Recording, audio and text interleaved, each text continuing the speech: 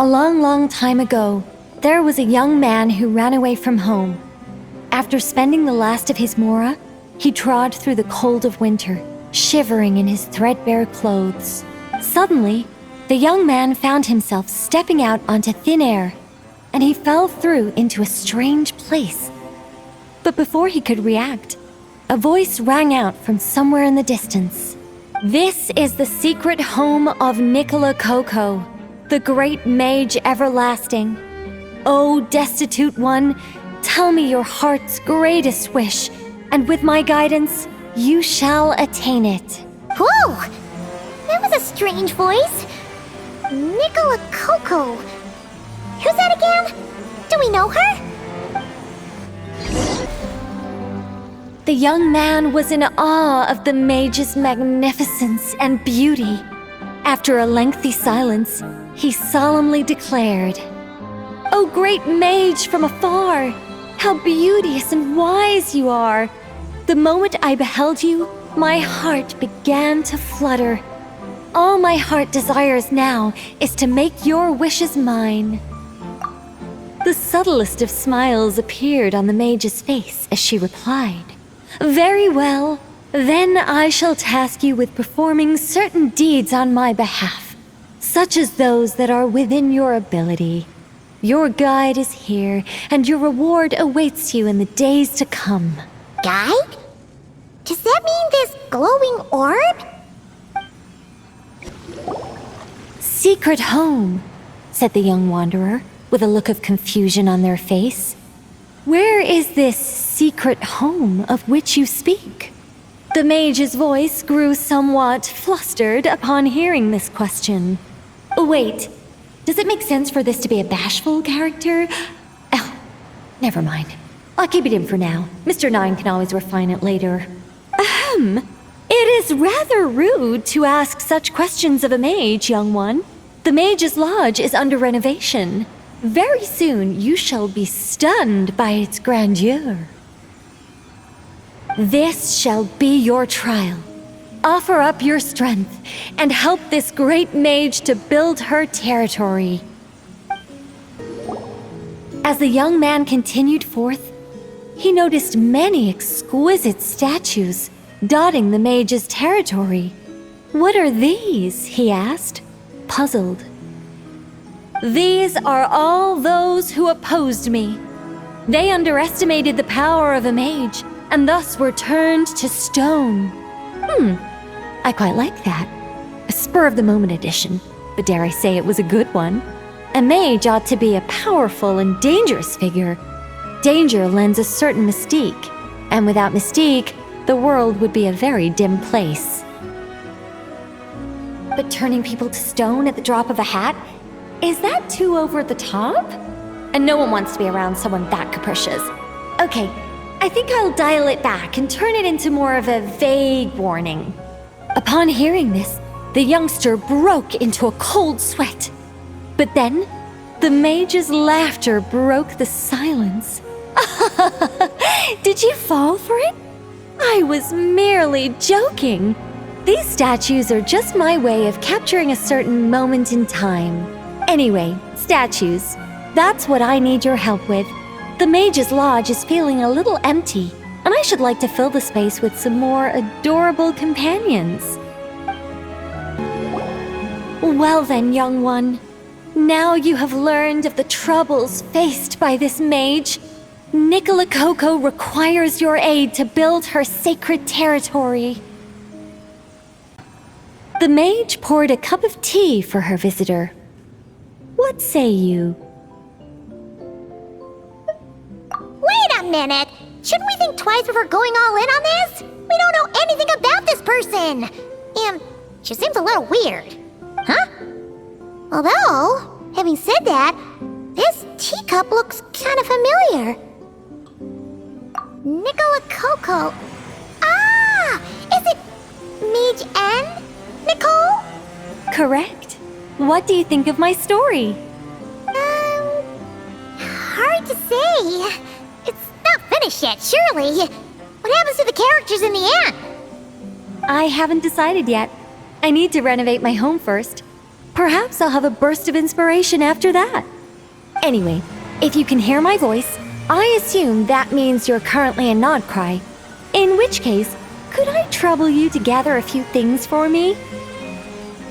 Well, I'd like to build a few more statues to decorate my home, but I'm lacking inspiration at the moment.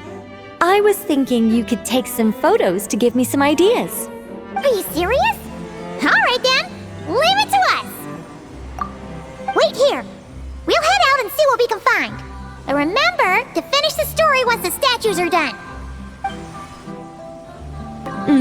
The mage's story is starting to take shape. I think I'll delegate this next section to Mr. 9.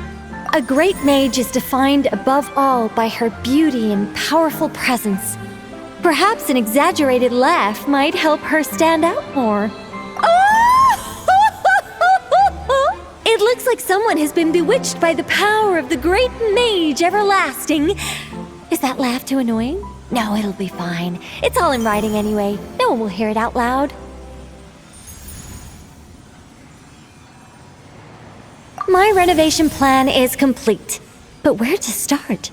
Everyone knows you can't just conjure a house out of thin air. Or could I?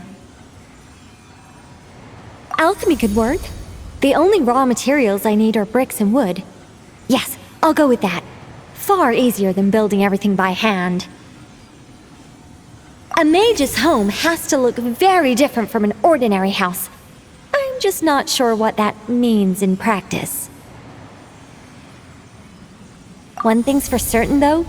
It has to be an ancient, mysterious, and otherworldly place that will endure for hundreds, even thousands of years.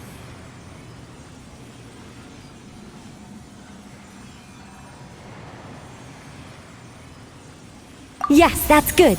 Just what people would expect from a mage, although in truth, it's not so much me capturing moments in time as moments in time that have captured me.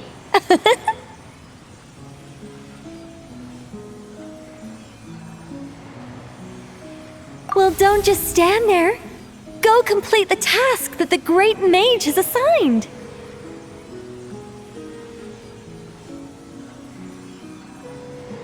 And remember, I don't want to see anything dull and dreary. I need photos that are bursting with life, so I can capture the soul and character of the subject. Don't be thinking that carving a statue is just about shapes and proportions. The most important thing is to capture the spirit of the subject in the moment the photograph is taken. All right, got all that? Huh? Hey, look over there! Are those finches? Oh, they look pretty lively, don't they? Seems like a good first photo.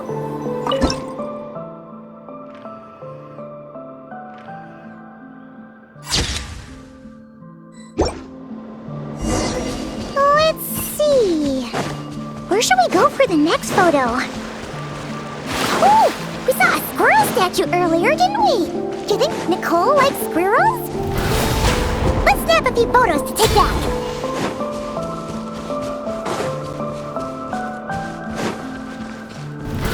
Try to keep up!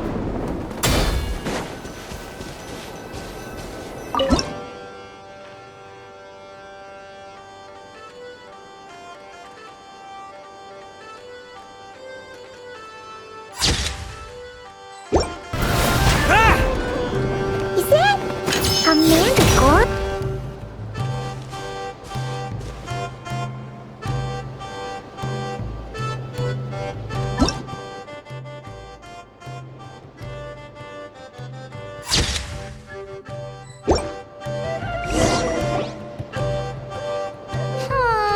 Some of these shots are pretty good, but we didn't get any from the front. Let's wait for it to turn around. Yes! That's the one! That's the money shot! Ah! Help! Oh, that was scary. I wasn't expecting it to jump us like that. Come on, Traveler. You got this. Lolene, it's Papa! Light of the blazing sun! Whew. That should do it. Paimon's kept picture's sake. Let's go back to see Nicole. Hey, Nicole! We're back! That was quick. You two worked very fast. It's nothing. But, how do we get the photos to you? You can hold on to them for now. I'll be there in a couple of days. We can talk more about the statues then. Sure thing! See you in a couple days!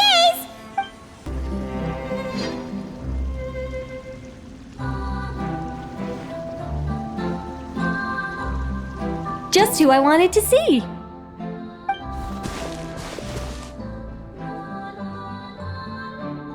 I'm delighted with the photos you took. Excellent source material. Now, I have all the carving tools ready to go. Would you like to try it together? Carving tools? You mean these blocks? That's right. The statues are inside the stones. All we need to do is remove any excess material. To make things a little easier for you, I've provided a guide on how the carving process works. Allow me to demonstrate. First, we make some big, bold cuts to carve out the general shape.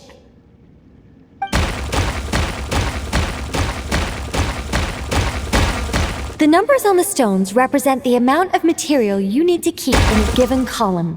So, first we do this, and then this.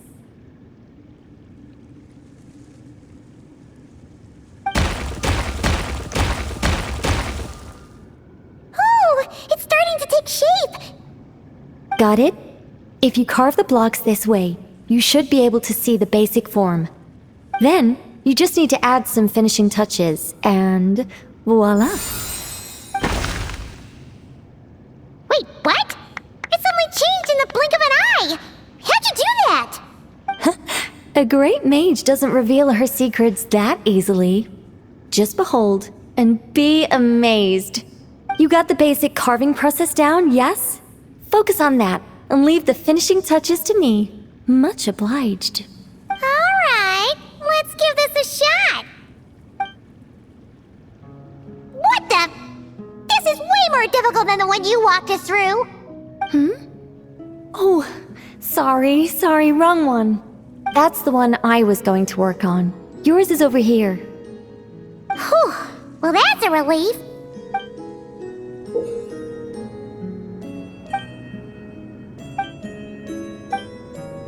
Let's go!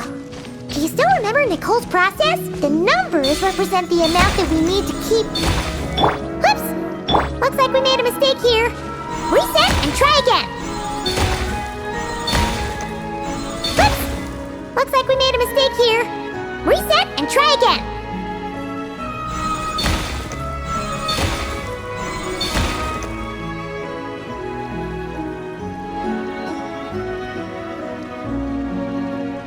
Looks like we made a mistake here.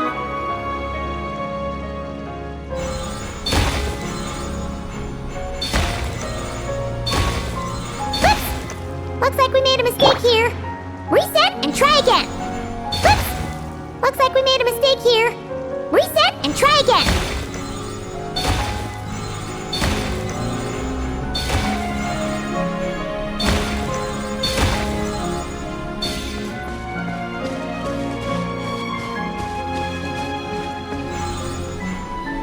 Whoops! Looks like we made a mistake here. Reset and try again. Whoops! Looks like we made a mistake here. Reset and try again.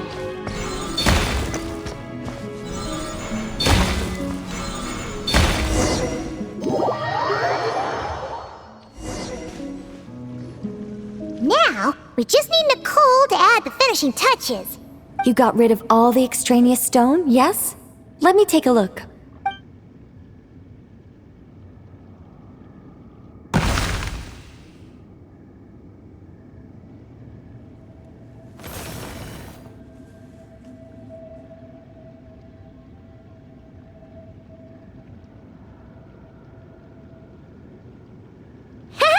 It's done! Cool! It's the Mage's Lodge! When did that get there? Is this the power of a mage? The young visitor's voice was filled with wonder. I am truly amazed. Aha! Finally, the story continues! So, what happened to the mage and her young visitor? They lived happily ever after. The end. Huh? Tough customers, huh? Well, if you're that eager to hear it, I suppose I'll take it from the top. All my heart desires now is to make your wishes mine, said the young man. Those words won him the full attention of the great mage Nicole. But just as they had started warming up to one another, a group of uninvited guests stormed in, seized the mage, and absconded with her. As the youngster stood there in shock, a new mage by the name of Alinus appeared. She signed a contract with the youngster, bestowing the power of magic upon them. But after making it through a grueling training program, they would come to discover another conspiracy operating in the background. As it turned out, the great mage Nicole was an alien entity. Her true identity was the first daughter of King Meowtress, the third of Planet Meow. She had come disguised as a mage as part of a secret plot to trick the entire world into worshipping Planet Meow. Oh, great mage! Have you been lying to me all this while? The youngster's voice trembled as their heart began to break. Leave me. War is destined to break out between our planet and yours. We were foes from the very start. The mage turned her face away, refusing to let anyone see the tears welling up in her eyes. But the youngster bravely reached out and grabbed her by the arm, swearing to never leave her. Moved by this display of passion, the mage decided to rebel. But in that moment, Alinus, who had once aided the youngster, now took the side of the king. Alinus had been Meowtress III's second daughter all along. She had only helped the youngster in the hopes that her sister might be incited to treason, thus giving her the chance to usurp Nicola's place in the line of succession.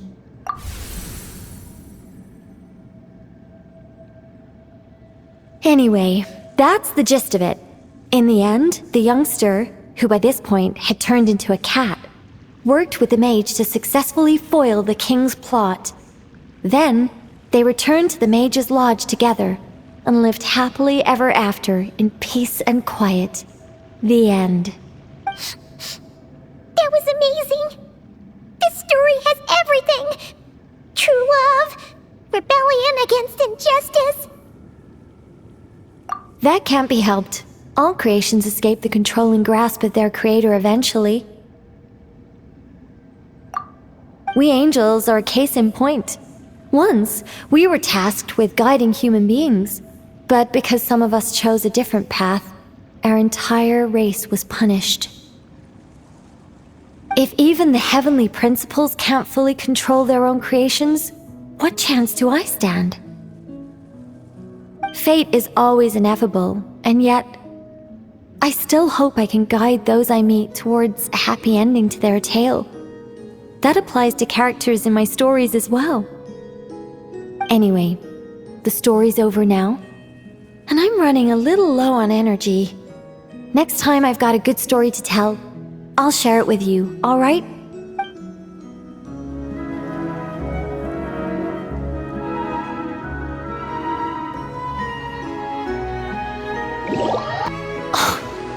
Unbelievable.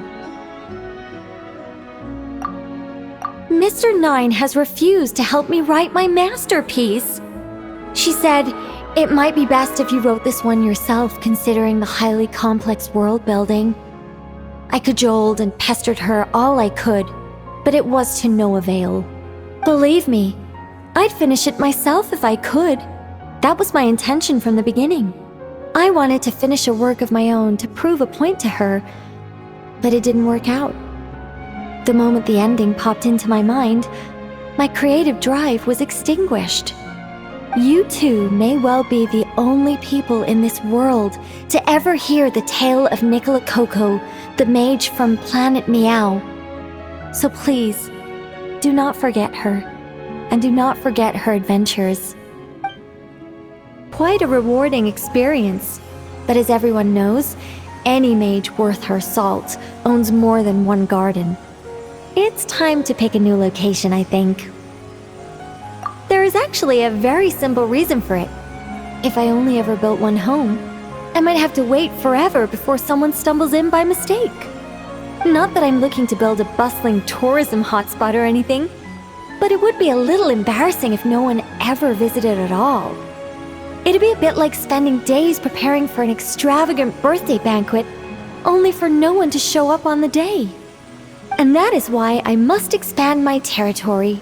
A mage's power and might must be witnessed by the outside world, if only once in a while.